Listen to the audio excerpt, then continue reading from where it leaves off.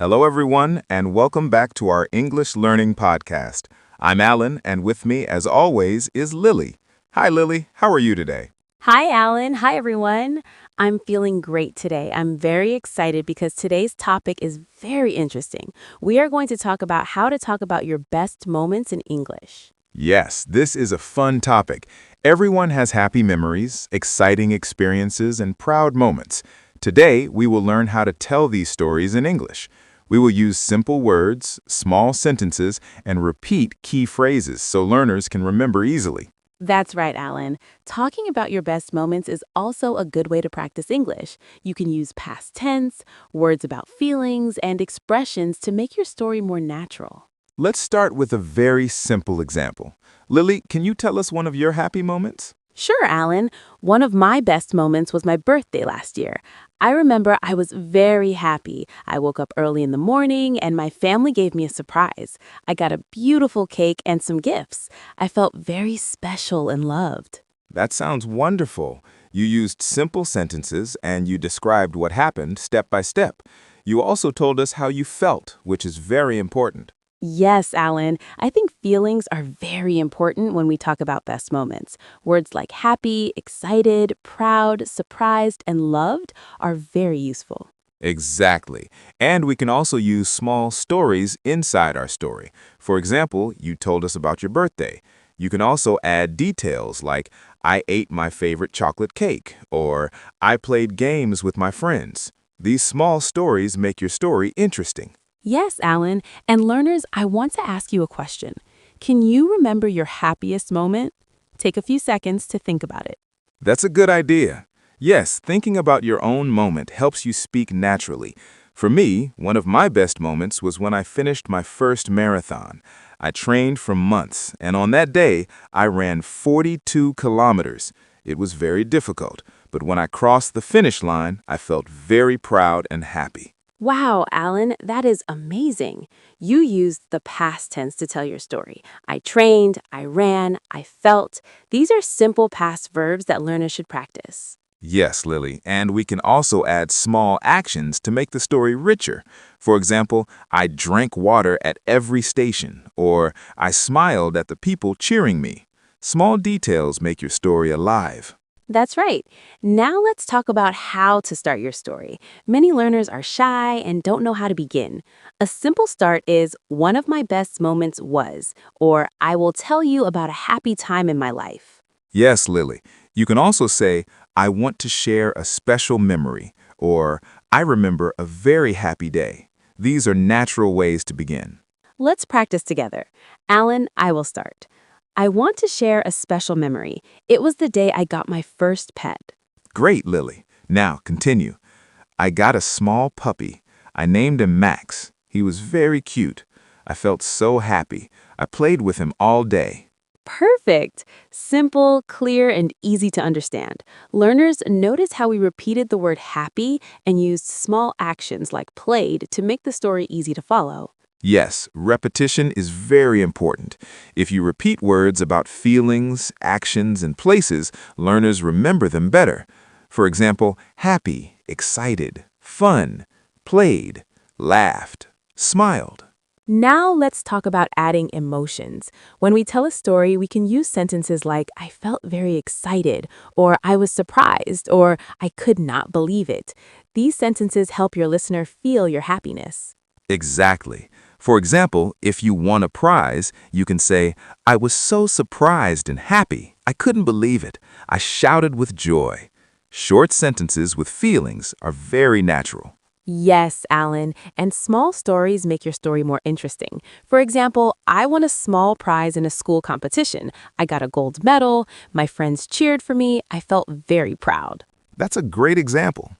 Notice the verbs won, got, cheered, felt. These are simple past verbs that learners need to practice. And we can also use time words to organize our story. First, then, after that, finally. These words help the listener follow your story. Let's try a story together using time words. Lily, you start. Okay, one of my happiest moments was when I visited the beach last summer. First, I woke up early in the morning. Then I packed my bag with food and water. After that, I went to the beach with my friends. Finally, we played in the water and watched the sunset. I felt very happy and relaxed. That's excellent. You can see how time words make the story easy to follow. Learners, now it's your turn. Try to say your story using words like first, then, after that, finally. Another very useful tip is to use short dialogues inside your story. For example, my friend said, "Wow, this is amazing." I replied, "Yes, it is so beautiful." Short dialogues make your story more alive. Yes, Alan. For example, on my birthday, my mother said, "Happy birthday." I said, "Thank you." Then my father said, "Look at your cake." I felt very happy. That's very simple and natural. Learners, you can also practice small dialogues like this with your friends or even alone. Let's talk about how to use questions in your story.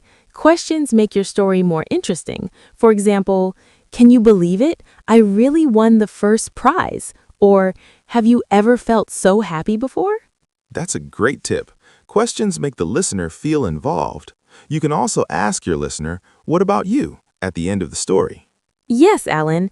For example, one of my best moments was when I traveled to the mountains. I saw very beautiful views and felt very peaceful. What about you? Can you remember a happy day? Exactly. Asking, "What about you?" encourages conversation.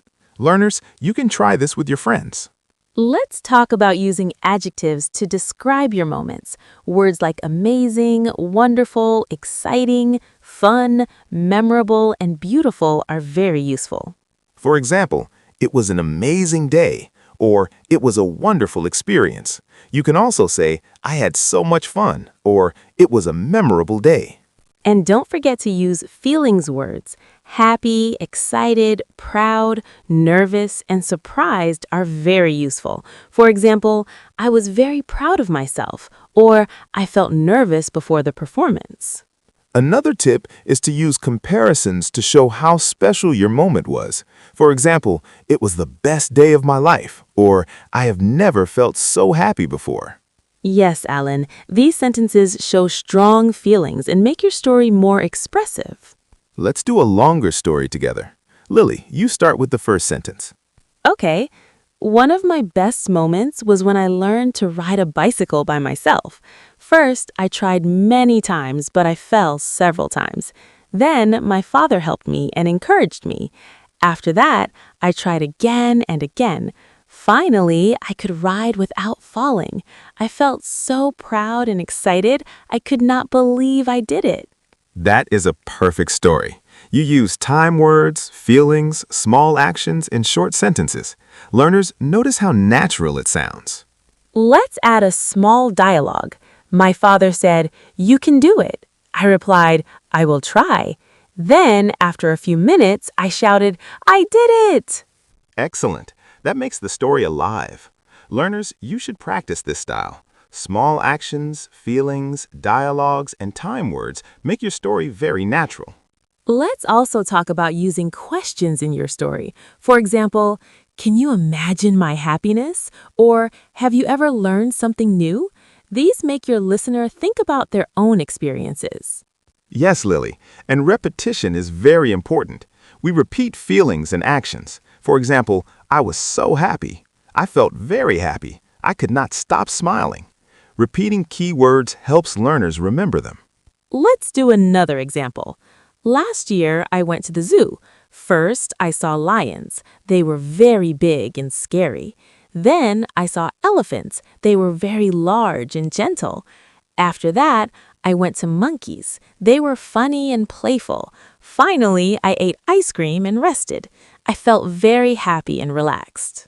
That's excellent. You can see how time words make the story easy to follow. Another tip is to use small stories inside your story. For example, I remember one monkey stole my hat. I was surprised and laughed. Small, funny events make your story memorable. Yes, and using small actions is important. Words like ate, played, ran, smiled, laughed, shouted, jumped, and helped are very useful. Learners, you can practice your own story using these verbs. Think about your best moment and try to use small actions and feelings words. Let's talk about using practice sentences. For example, I felt happy when I was proud of myself because I could not believe one of my best moments was, I will never forget the day when. Yes, Alan, these sentences are very useful. You can repeat them and fill in your own words. For example, I felt happy when I got my first TET, or I was proud of myself because I finished a project. Learners, we want you to practice your own story now. Think about your happiest moment. Write it in small sentences. Use feelings words, time words, small actions, and if you can, add a short dialogue. And remember to use simple past tense. I went, I saw, I felt, I played, I got, I shouted, I laughed. Now, let's do a small summary. Today, we learned how to talk about our best moments in English. First, we start with simple sentences. Then we add feelings words like happy, proud, excited, surprised. We use small actions like played, ate, laughed. We also use time words like first, then, after that, finally. We can add small dialogues and questions to make the story interesting. Yes, Alan, and remember, repetition is very important. Repeat feelings, actions, and small sentences. Use adjectives like amazing, wonderful, fun, memorable, and beautiful, and ask your listener, what about you? That's right. Practice is very important. Try to tell your story aloud. Use the sentences, one of my best moments was, I felt, I could not believe I will never forget the day when. Yes, Alan. Learners, we would love to hear from you. Can you write in the comments about your best moment? What happened and how did you feel? And don't forget to subscribe to our podcast for more English learning conversations. Like our episode if you enjoyed it. Yes, keep practicing, speak about your happy memories, and share them with friends. The more you speak, the more confident you will become. That's right. Thank you so much for listening, and we will see you in the next episode. Bye, everyone. Remember, practice your story today. Think of one happy memory and tell it aloud. Bye. Keep learning and keep smiling.